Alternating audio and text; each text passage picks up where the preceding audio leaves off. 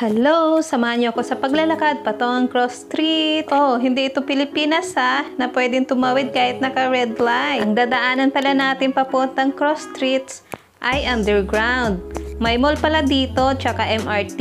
Yan ang tinatawag na Marina Bay Link Mall. Ang haba niyan, maraming restaurant, shop. At syempre, hindi mawawala ang escalator. Only escalator pala ako dito guys, pero nakaka-enjoy naman dahil maraming tanawin. Marami kang makikita magagandang view.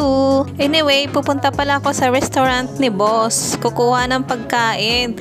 Ako, magsasawa na naman ako nito sa pagkain. Nagsawa na sa karne. Nako, walang gulay. Kung malapit lang yung mga kapwa ko OFW dito sa akin, ako, bibigyan ko panigurado ng pagkain.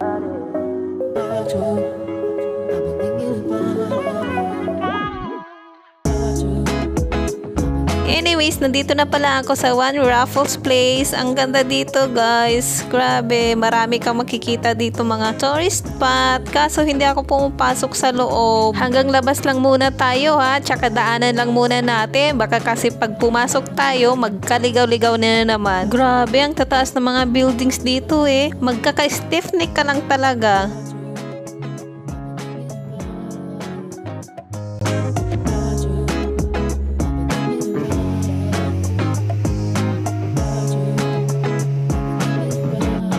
Dito na nga tayo sa Cross Street. Yan, maraming mga restaurant dito. Iba't ibang mga lahi. Mga Chinese, Korean, Taiwan. Ang pupuntahan pala natin is Thailand restaurant. Yun lang. 30 minutes na paglalakad. Exercise na din. Ang arte.